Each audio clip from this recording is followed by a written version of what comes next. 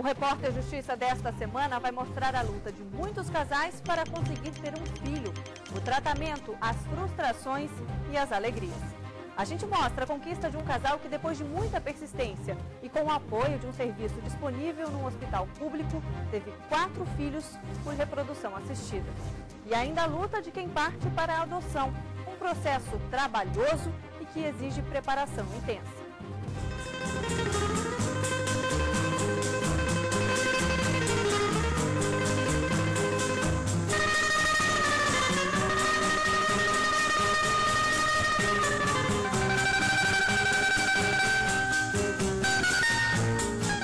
Ter um filho é o sonho de muita gente, mas entre o querer e o poder, às vezes aparecem empecilhos. De acordo com as estatísticas médicas, 15% dos casais têm problemas de infertilidade. Foi o caso de Daniele Wagner. Hoje a casa está mais do que completa. São 4 filhos, incluindo trigêmeos. Mas o trajeto até aqui não foi fácil. Ela tem ovário policístico, o que compromete a ovulação. Durante 4 anos, eles gastaram uma fortuna em clínicas particulares. E em 2 momentos, a gravidez não foi adiante. É um processo muito difícil, muito cansativo fisicamente, psicologicamente, né? E assim, cada resultado negativo que a gente faça, tudo isso reflete assim, a gente fica chateado, né? E tudo. E realmente a gente dá aquela impressão assim, eu acho que não estou conseguindo dar um filho pro meu marido. Na cabeça da gente é se tornando mais difícil, né? Pô, é difícil mesmo, não é tão fácil mesmo pra gente. Talvez a gente não consiga, porque passa na cabeça da gente que a gente não vai realmente ter filho, né? Inclusive, o meu marido falava, não, Dani, o problema também é comigo. Eu acho que para eu ficar com a cabeça mais tranquila. Mas eu sabendo que o problema era comigo, né? Ovário policístico e tudo. E eu não conseguia engravidar. Inclusive as pessoas em volta ficam bastante sensibilizadas também. Amigos, parentes, né? Todo mundo fica com vergonha de falar do nascimento de um filho, de uma pessoa que está grávida, né? As pessoas ficam assim... com medo de dar os filhos para a gente segurar, né? Tudo isso a gente passou um pouco. Então é muito dolorido, sim. A gente passou por muito maus bocados, né? Sem recursos para continuar com as tentativas, eles recorreram ao tratamento oferecido na Rede Pública de Saúde de Brasília. Entraram na fila e foram premiados. O casal passou por 2 métodos: inseminação artificial para gerar o primeiro filho, Eduardo, e 4 anos depois fizeram a fertilização in vitro, que resultou nos trigêmeos Isabela, Augusto e Guilherme. As 2 técnicas vingaram logo na primeira tentativa. Aí foi a felicidade total, assim, meu marido, a gente curtiu muito, a gente, assim, toda hora a gente dava carícias nele dentro da barriga, e cada ecografia era muito legal, a gente levava fita para gravar, então foi muito legal. E muito prazeroso, assim. Lá assim que saiu o resultado, eu torcendo para ser só gêmeos, ela torcendo para ser trigêmeos, e ela ficou feliz e eu preocupado. Fiquei umas 3 noites sem dormir ou mais, preocupado com despesas. Então, Deus é bom com isso, e Deus é bom para mim. E foi bom, assim, com esses meus filhos. Fiquei preocupado com as contas, com as despesas, com a atenção que a gente tem que dar, né? E ela ria. Ela ria e eu olhava para ela e achava ele responsável. A Dani, ela é muito otimista, assim, eu acho que ela não pensa tanto, assim, a gente pensa mais nas despesas, o que vai acontecer daqui para frente, as dificuldades. O presidente da Sociedade Brasileira de Reprodução Assistida explica como foram realizadas as 2 técnicas que beneficiaram Daniele e Wagner. Inseminação intrauterina é uma técnica bem simples. Aí vem a fertilização in vitro com suas variantes, né? Que é a injeção, a FIV convencional, a ICSI, a injeção do espermatozoide dentro do óvulo. E aí vem as sofisticações, dentro da fertilização in vitro, diagnóstico genético pré-implantacional, você saber se o embrião tem síndrome de Down ou não. Há ainda o chamado tratamento de baixa complexidade, que consiste na estimulação controlada da ovulação. Uma estimulação controlada, porque você vai determinar através de exames o momento que a mulher vai ovular para exatamente programar a relação. Daniele e Wagner tiveram sucesso nos 2 tipos de reprodução assistida que recorreram. Mas pelas estatísticas médicas, a fertilização in vitro é mais eficiente do que a inseminação intrauterina. E por isso é a técnica mais procurada. Enquanto você tem na fertilização in vitro em torno de 45% de chance de gravidez, na inseminação você tem em torno de 15% a 20%. Em clínicas particulares, os tratamentos de reprodução assistida não são baratos. A fertilização in vitro custa, em média, R$15.000 e a inseminação artificial, R$4.000. A gente gastou muito dinheiro, porque realmente tem as injeções, tudo é pago, ecografias, tudo é pago, né? E a ecografia, quando você faz tratamento, é uma ecografia por dia. Não é ecografia e agora outra depois. Então é uma ecografia por dia para ver o crescimento do folículo. O trabalho no hospital público em que Daniela e Wagner foram atendidos já existe há 12 anos em Brasília. É um dos poucos no país. O quadro de fotos prova o sucesso. Dezenas de bebês já nasceram pela reprodução assistida gratuita. Mas há uma fila de espera que pode durar até 4 anos, como explica o diretor do hospital. Atualmente, 1.000 casais aguardam para serem chamados. É uma demanda muito alta. A rede pública não consegue atender a todo mundo. A gente tem atendido, para você ver que é uma demanda alta, a incidência de infertilidade tem aumentado ao longo desses 10, 15 últimos anos. Por quê? Porque mudou o perfil socioeconômico feminino. Então, as mulheres estão com mais dificuldade de engravidar. A história do cobertor curto, o tratamento é de alto custo. E nem todo mundo pode, nem todos os serviços podem ter todos os equipamentos, todos os profissionais e todos os insumos necessários a fazer esse tratamento. Essas decisões são decisões não médicas, são decisões políticas. Daniela e Wagner alcançaram o que tanto desejavam. Felicidade para eles é ter transformado a sala de casa em brinquedoteca. É tentar um desconto na escola dos pequenos este ano. É achar graça de terem gasto 720 fraldas no único mês, compradas por amigos solidários. O pequeno Augusto ainda mama no peito. E o sorriso de cada um deles derrete todos os dias o coração do pai e da mãe. No próximo bloco você vai saber quais são os passos para adotar uma criança e os procedimentos exigidos com a nova lei da adoção. O Repórter Justiça volta em instantes.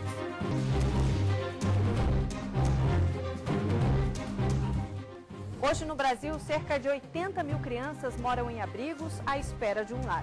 A nova lei da adoção trouxe mudanças e, entre elas, a exigência de que os interessados passem por uma rigorosa preparação. Os casais reclamam um pouco da burocracia, mas afirmam que quando a adoção é aprovada, a recompensa supera o trabalho e o tempo investidos. Éder e Ellen aguardaram 3 anos pela adoção definitiva de Vinícius.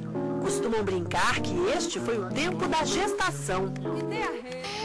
Eu sempre me emociono. E eu sentia que ele ia ser meu. E aí, quando a emoção estava tão grande, quando a enfermeira tirou ele da incubadora e colocou nos meus braços, a vontade que eu tinha era de apertar ele tanto que eu entreguei ele pro Éder, que eu não conseguia. Sabe, assim, veio no momento certo. Foi muito bom. É só o que eu consigo dizer. Foi uma coisa assim inexplicável. Eu acredito até que não me faz falta um filho biológico. O casal passou por várias entrevistas com assistentes sociais e psicólogos. Éder acha o processo necessário, mas Eles poderiam tentar agilizar um pouco mais. Acontece casos, por exemplo, que a criança chega bebezinha, recém-nascido, e quando ela passa a estar disponível para adoção, ela já tem mais de 1 ano, 2 ou até mais. a realização com o filho adotivo é tanta que eles querem mais. A gente já está grávido de 1 ano. Nós já estamos grávidos e nós já estamos na fila há 1 ano. Em princípio para uma irmãzinha. Mas a gente também não pretende parar por aí não. Talvez 3, 4, aí é muito bom. Pra mim, a adoção, assim, é presente divino, é coisa divina. A palavra mais bonita que já soou na minha vida quando ele falou a primeira vez, né, mamãe? Nunca mais eu vou esquecer do momento que ele falou a palavra, que eu entendi, mamãe, né? Então, isso para mim vai ficar pro resto da minha vida. No dia 3 de agosto de 2009, foi sancionada a nova lei que altera tanto o Estatuto da Criança e do Adolescente quanto o Código Civil, com novos critérios sobre o processo de adoção de crianças e adolescentes no Brasil. Mudanças que passam a valer a partir de novembro. Casas-abrigo espalhadas por todo o país receberam a notícia com muita expectativa. Eles são muito carentes, sim, são extremamente receptivos. Nós temos muitos voluntários, pessoas que vêm até a casa de Ismael para realizar atividades de recreação com eles, até mesmo para conversar, para dar carinho, para dar um tipo de apoio e orientação também. Então, assim, pedem muito para serem adotados. Tem voluntários que me contam que quando eles chegam, as crianças já vêm correndo, abraçam eles e pedem para serem levados para a casa deles. Então, é algo muito constante. Para abrigos como este, são encaminhadas crianças em todo tipo de situação de risco. Maus tratos, abusos, abandono. Quando chegam aqui, o principal objetivo é reintegrá-las ao núcleo familiar biológico. A adoção é a última opção. Primeiro, nós verificamos todos os familiares, elaboramos todo o histórico, buscamos todo o histórico do abrigado, todos os familiares, conhecidos, pessoas que em algum momento fizeram parte da vida dessa criança ou desse adolescente e saem interesse em ficar com ele. Quando todas as possibilidades se esgotam, a criança é encaminhada para adoção nas varas da infância e da juventude. E é aqui que entra uma das novidades da nova lei de adoção. Hoje você vai se deparar com casos em que as crianças permanecem por 7, 10, 11 anos dentro de um abrigo. A lei agora é muito clara. A criança só pode permanecer até 2 anos. Nesse período, a situação dela tem que ser definida. Ou ela retorna à sua família de origem, ou ela vai se cadastrar na produção e apresentar a uma família substituta. O chefe da adoção da Vara da Infância e da Juventude de Brasília ressalta uma exigência da nova lei. O estabelecimento da obrigatoriedade de preparação psicossocial e jurídica para todo interessado que deseja acolher uma criança em adoção. Isso é vantajoso pelo seguinte: uma criança que é cadastrada na produção apresenta um histórico de abandono, de maus tratos, de violência sexual, de negligência. Portanto, é uma criança que precisa de um acolhimento não só seguro, mas sobretudo baseado na afetividade. A nova lei também passou a garantir atenção à mãe que manifestar interesse em não ficar com a criança. Toda pessoa que tomar conhecimento de que uma data mãe quer entregar o filho para adoção, imediatamente deve comunicar à vara da infância. Ou seja, o Poder Judiciário é o espaço preferencial para se decidir tudo referente à adoção. No próximo bloco, as marcas e os estragos na vida de crianças que chegaram a ser adotadas e depois foram devolvidas. Se você tem alguma dúvida ou sugestão, envie um e-mail para a gente. O endereço é repórter.justiça@stf.jus.br. Até já.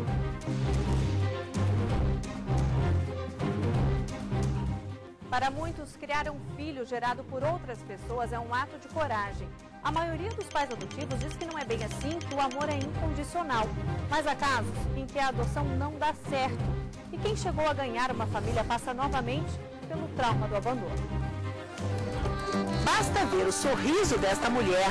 Maria da Glória, ou melhor, Dona Glorinha, tem hoje a vida que pediu a Deus.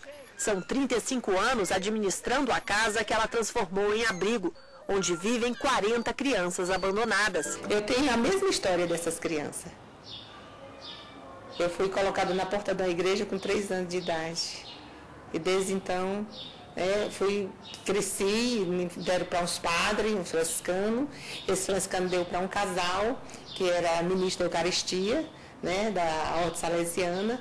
E, enfim, depois ele faleceu com 14 anos, eu tinha 14 anos quando ele faleceu. E eu já tinha no meu coração esse desejo grande de construir uma casa grande para botar tudo que era criança que encontrasse. Ela casou, teve 3 filhos da barriga, como diz. Adotou 35 que já estão encaminhados na vida. Dona Glorinha já viu muitas histórias. O erro é mais da pessoa que vem porque quer preencher alguma lacuna. Às vezes perdeu um filho e quer botar no lugar. E ninguém preenche lugar de ninguém. Todo tem o seu lugar próprio.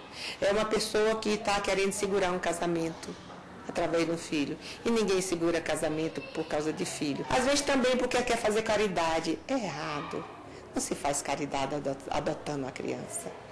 Adotar criança é por amor, pleno amor e dedicação, pleno amor mútuo. Você recebe muito mais de amor desta criança do que o que você dá para ela. Eu me lembro uma vez que uma senhora adotou uma criança de 7 anos e me perguntou assim: olha, eu não consigo me relacionar com ele. Eu dou todo o amor que eu posso, meu marido dá, e a gente não consegue que ele responda. Aí eu disse para ela: não espere que ele corresponda. Faça ele pensar que o amor está ali, você está dando. Nunca dê pensando no retorno. Dê, independente, incondicionalmente. O problema pouco divulgado é quando a família adotiva não se prepara e decide devolver a criança. As ocorrências não são estatisticamente tão significativas, mas o fato delas existirem já servem de alerta para o sistema de justiça. É um vaso todo quebrado, que vai ficar os caquinhos mesmo. Como que você vai juntar? Eu sei que é muito dolorida a rejeição. Eu já passei por isso. Eu já passei por rejeições na minha infância. Isso ninguém tira. Vai ficar para sempre. A psicóloga Olívia assistiu de perto uma criança de 4 anos que foi devolvida depois de 1 ano com a família adotiva. Acontece que ela, meses depois, engravidou a mãe adotiva e não quis o Felipe. Ele volta para a instituição. Quando ela entregou ao juizado, ela disse assim: olha, eu não consegui amá-lo. Ele entrou em depressão, ele não comia, ele não interagia com nenhuma das crianças. Nós conseguimos colocá-lo na escola, a professora não conseguia relacionar nada com ele, porque ele não conseguia falar o que estava sentindo. A mesma criança também foi devolvida pela 2ª vez. Aí dessa vez ele veio muito pior da outra. Ele era agressivo, ele batia em todos os meninos, ele não era assim, ele era uma criança educada, calma, tranquila.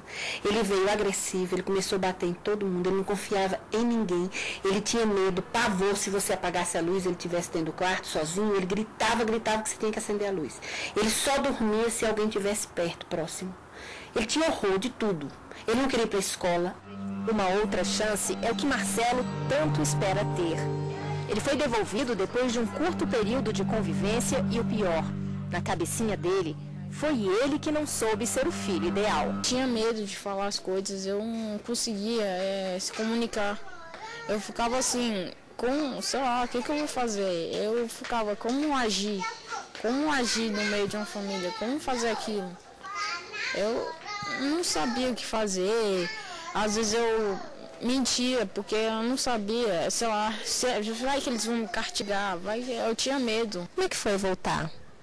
Não, foi uma tristeza grande, eu olhava, pô, eu tô no mesmo local de novo, tô voltando, perdi uma chance que chegou na minha frente, e se eu tivesse outra, com certeza eu não jogaria fora, com certeza eu ajudaria muito aquela família.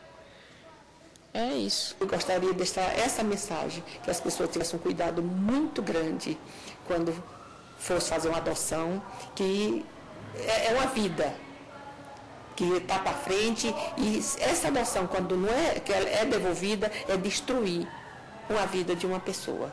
Então, que tenham muito cuidado. Nesta casa, as portas foram abertas sem restrições. Aqui, há aproximadamente 1 ano mora a pequena Carol. Cleciane e André já tinham 2 filhos biológicos.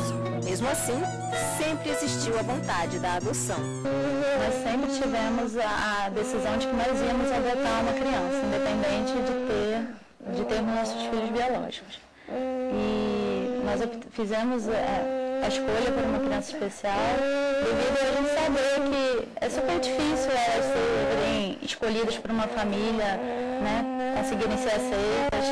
Então, crianças paradas, às vezes, muito tempo nos abrigos. Carol tem 5 anos e nasceu com paralisia facial e dificuldades no aprendizado. Quando a Cleciane e o André encontraram a Carol em um abrigo, ela não se movimentava e nem emitia nenhum som. Agora, além de balbuciar alguma coisa e até tentar participar da entrevista, ela também já ensaia alguns passos. Nada disso eu não fazia. Já percebeu várias mudanças com relação ao modo dela tratar o mundo, né? Ela participava sempre das coisas, então, por ela, convidando ela a brincar com as crianças, a interação dela com as crianças. Uma família caridosa? Não. Aqui não se fala em caridade. Não é caridade, eu acho que no início a gente fala assim, não, nós vamos ajudar uma criança e hoje eu acredito que ela ajuda muito mais a gente do que a gente ajuda ela. Ela traz tanta alegria para casa, tanta alegria para a nossa vida, sabe? Tem nos ensinado a enfrentar tantas barreiras, a vencer tantas coisas que ela veio acrescentar muito na nossa vida. A gente passa a ver a vida de outro jeito com a Carol, né? Pequenos detalhes que às vezes passa despercebido, um sorriso, uma coisa com a Carol, tudo se engrandece, a gente passa a fechar, ficam detalhes que não tinha importância. Deixa eu dizer que te amo, deixa eu pensar em você. Envie sua sugestão para o Repórter Justiça. Nosso endereço é o repórter.justiça@stf.jus.br. Pras paredes, coisas do meu coração. Passei no tempo, caminhei nas horas, mais do que passo a paixão. É um espelho sem razão, quer amor.